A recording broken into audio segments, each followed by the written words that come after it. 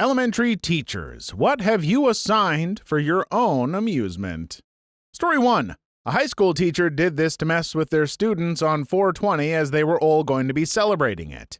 In my first period, 10 out of 30 students were high. Second period, maybe 7, and I don't think any of the students in my advanced class were high. I brought 2 big bags of chips, Cheetos, and Fritos and put them on my desk in the front of the room. I also brought a couple of bags of mini candy bars. First period, when I arrived on campus at 7:30 a.m., there was a strong smell of the reefer. I put the bag of chips on my desk in the front of the room. I also made some copies of Jabberwocky by Lewis Carroll and downloaded the opening scene of Super Troopers. The bell rings, my students shuffle in. I'm fairly certain that 10 of the students were feeling the reefer love. The second bell rings and I don't start class right away as I usually do.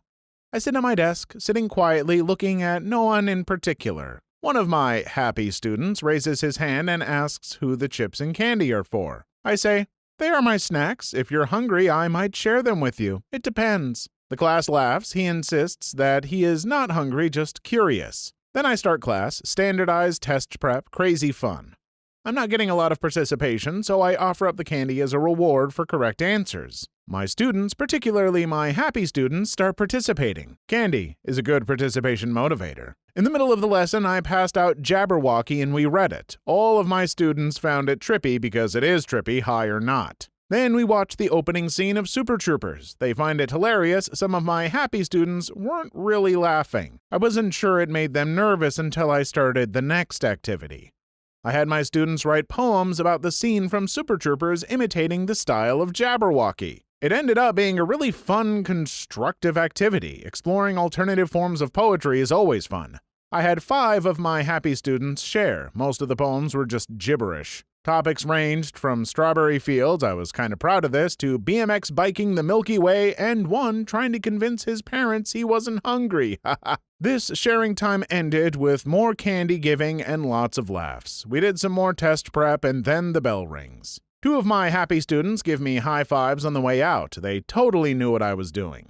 Second and third period did the same thing. Had less high students and word had gotten around about my chips, candy, and weird butt poem. More laughs and students acknowledging my scheming ways. Third period is my advanced class, so none of them were high, and by then all of them had heard what was going on. We ended up having a pretty good discussion about legalizing drugs. Ron Paul even came up, which ensued a debate about presidential candidates. They got to eat the chips and the rest of the candy. Overall, it was a fun and educational day. Wish I could have done more, but I love teaching and I'm pretty awesome at it. Honestly, good on you for having a little fun with it. I mean, teens are going to get into stuff whether you want them to or not, so going about trying to connect with them in a fun, slightly devious way like that means you're more likely to connect with them and actually be able to make a difference. Any teacher who would just try to stop and catch high students would likely just be putting up a wall between them. Story 2. My 6th grade teacher assigned a book report for The 18th Emergency, a book about a kid who gets bullied. I really don't remember much about it. What he didn't tell us, however, was that he thought the entire contents of the book were drivel, hence not remembering much. He read aloud excerpts of people's book reports praising the book and countered the points brought up with direct examples in the book. It was the first book report we had in his class, and he gave us specific directions that for our next book report, in order to get a passing mark, we have to give our honest opinions on the book's contents. Might sound a little harsh for 6th graders, but I feel like it was a slap in the face that we needed for critical thinking, myself included. I teach 1st grade. No matter what I assign, I get the funniest answers. This one kiddo wrote a 10-page story about frogs, although every time he spelled frogs, he wrote F's. Yeah, you can imagine. I'm grading some papers now of sentences written with spelling words. Here are some fun ones. My bus driver won't let us move our seats. I keep my money in an ATM. Teachers, are you nice today? These balls are green. These people are crazy. And all the ways they spell the word awesome. Azame, awesome, awesome, awesome. I could go on and on. Story 3. I teach 4th grade and we learn about taxation without representation. I used to do an activity where every student brought in 100 pennies. Over the course of a few days, students would have to pay taxes on things like using their pencil sharpener, worksheets, using the door, etc. After a few days, I would have a good amount of money in the tax jar on my desk. Well, I would empty it and then bring in donuts for myself and the other grade 4 teachers. We would all stand in the hallway in the morning eating the donuts and telling the 4th graders how tasty they were and sarcastically thank them for the donuts that were paid for with their taxes. So of course the students would get really peeved. They would then write their Declaration of Independence from the 4th grade. We would then celebrate their new freedom with a pizza party at lunch, which is where the money would actually be used. I don't do this activity anymore because I had some parents that are too stupid to figure out they chipped in $1 towards a pizza party for the class that I then put in about $20 in to pay for. They went to the school board accusing me of stealing from students and demanded I be fired. So don't do that one now, but I sure miss those donuts.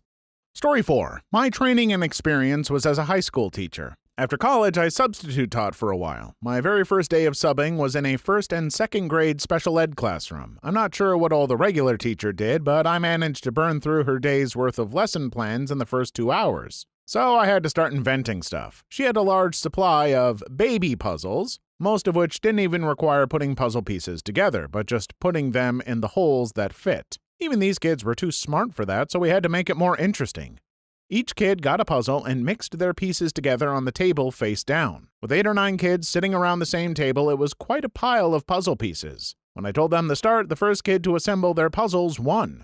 The coolest part was they didn't stop once they won. They helped the kid next to them so they wouldn't be last. I burned another hour just with that game. A few weeks later, I subbed in the same building, and the teacher I had subbed for told me that the kids loved the new game. She said she got really upset when she saw the kids mixing puzzle pieces, but when she watched what they were doing, she was thrilled. That's really awesome. I used to be friends with someone who went into special ed, and something they said that was a challenge but they loved was finding ways to connect with all the students separately and as a group.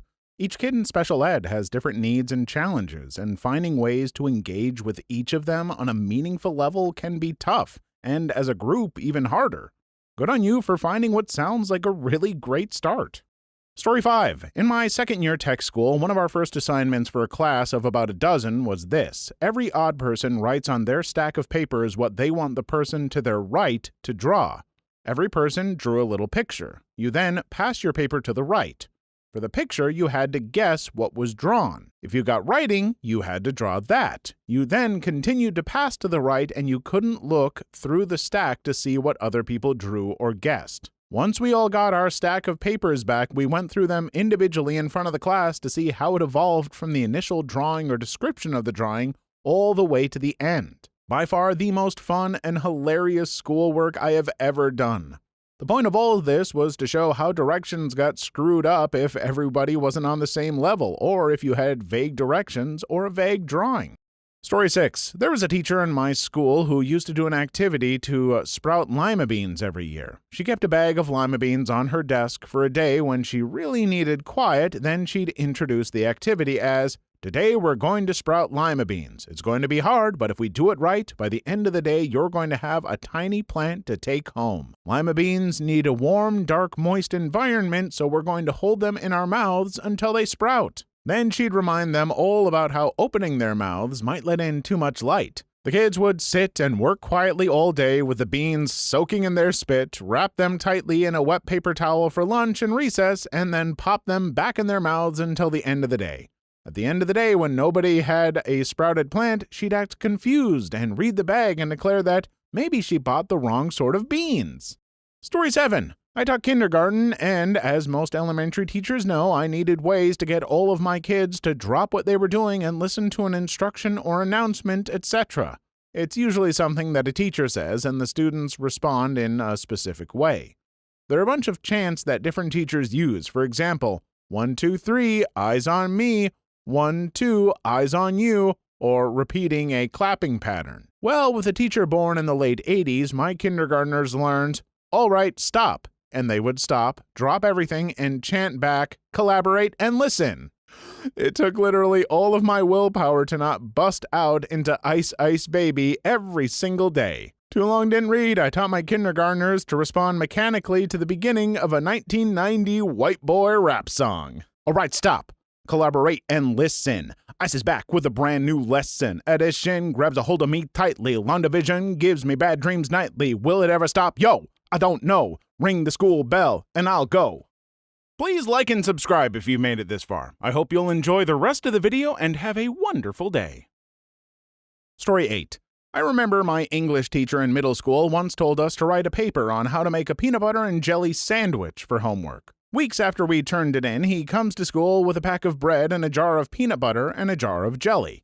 He called people up and read their paper out loud. People wrote that to make a PB&J sandwich, they get bread and spread the jelly and peanut butter. But they didn't say to get slices of bread, open the jars of peanut butter, or spread it with a knife. So every student goes up and has to roll the jars and the pack of jelly. When I was called up, my paper said to get slices or bread, misspelled of, so he got a kick out of that. And there I am rolling jars on slices of bread. It was pretty funny and taught us to be specific when describing things. Mr. Shin, you are a troll. Story 9. I teach middle school science, and every year I do a lesson where my students make models of ionic and covalent bonds using gumdrops. I hype it up the whole week, saying how they'll get to do a lab using candy and how they get to eat it at the end. Even though they're 8th graders, they eat that crap up. Anyways, what I don't tell them is that since I am cheap and don't feel like buying gumdrops, I go to the local Giant and buy what is advertised as Spice Drops.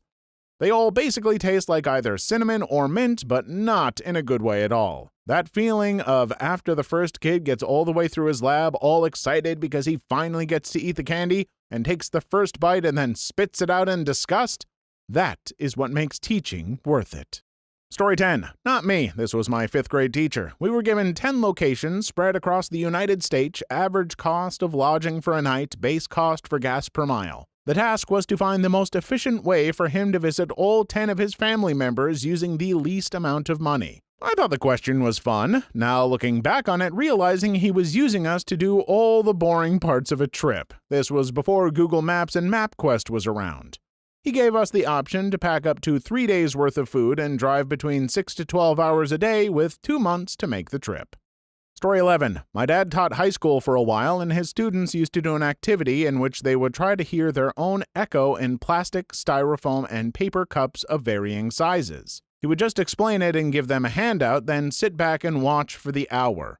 It would never work, though some of the students were convinced that they did hear their echo. But my dad sure did enjoy watching a room full of high schoolers yelling into a cup and then quickly put it to their ears. He would get a pretty steady flow of coworkers coming in and out to watch as well. It became a running joke among the faculty. I can really appreciate that, and frankly, it sounds like a great way to prepare these kids for real life. A lot of them are going to get jobs that demand them to do busy work when they really shouldn't have to be there at all. Story 12. Not a teacher, but I remember this from elementary school. The teacher assigned us something to teach us to read all directions first before we start something, but she didn't tell us that. The paper had like 30 steps, and it's asking us to do small things. Write your name, draw a house, color the house red, draw a person, etc. But then at the last step, it tells us we should have just written our name and not to do what the other steps said to do. Only 2 kids managed to read all the directions and just write their name. They got 3 effing stickers in their chart. Not fair. Story 13. I teach at elementary in Japan, and half my job is also teaching about the various cultures of the world. I have an English board where I put up various posters that I will have students make as projects. Last week, the posters that we made were about different games around the world. Mancala, tic-tac-toe, and the like. I couldn't help but throw Dungeons & Dragons into the ring as a potential game that a pair could make a poster about. One of the pairs picked it and ran with it and drew a really cool picture as well. Story 14. In 5th grade on April Fools, our social studies tests were due to be handed back that day. My teacher told us that most of us did very well, although 2 students did receive an F. She reminded us, as usual, that the sharing of grades was prohibited.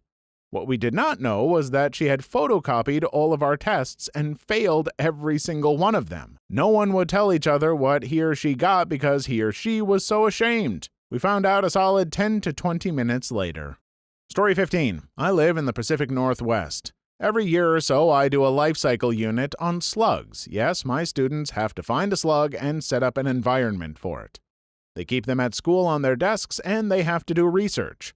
Eventually, someone will ask how you tell if it's a girl slug or boy slug. I tell them to do some research. That spawns all kinds of discussions. We top the week off with slug races and the winner gets a trophy. Of course, they have to train the slugs to race. I do like a lot of this in theory. The fact that you're basically teaching them to research stuff on their own without too much guidance. But man, I just know I would have been that kid who struggled to find a friggin' slug for hours and hours, and I would have probably kind of hated you for it.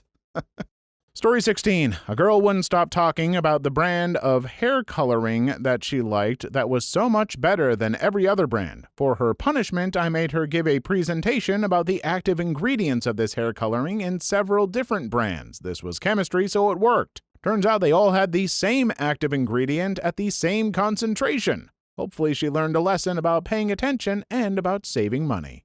Story 17. I teach English in middle school. Every day I assign a short writing assignment, and mostly the kids do the very least amount of work to complete the journal entry. Luckily for me, every once in a while someone will take the prompt and run with it. Here is a free verse poem I got once. Potatoes roll down the hill, rumble, rumble, to Jack and Jill. The potatoes squashed them, squish, and stole the crown, and sold it at a pawn shop, but only got $50. Story 18. We have a center's activity every week called Would You Rather, and they have to give me reasons why they picked one option over the other. I remember I asked once, would you rather be invisible or be able to fly? One little girl said, I would be invisible so that I can go spy on Daddy and see why he likes our nanny so much. One time I saw them kiss and he saw me. I want to know why they kissed. I can just imagine the teacher staring at this kid, clapping their hands together and then saying, Hey, I think it's time for recess. Let's go run outside. Who wants candy?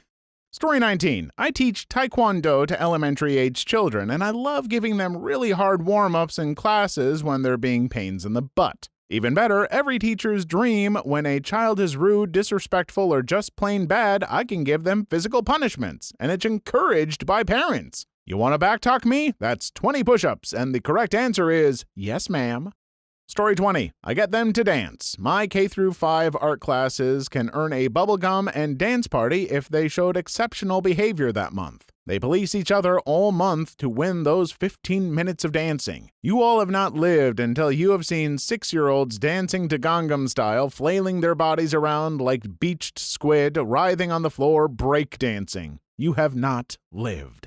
Story 21. When I was in kindergarten, they had us write down how old we thought our mother was and how much she weighed. Then our teacher wrote it down for us, we colored it, and gave it to our moms for Valentine's Day. I guessed my mom was 90 years old and weighed 300 pounds. So I'm sure that was really entertaining for my teacher and a great present for my mom. Please leave your story in the comments. I would love to make a video on them in the future. Also, don't forget to like and subscribe.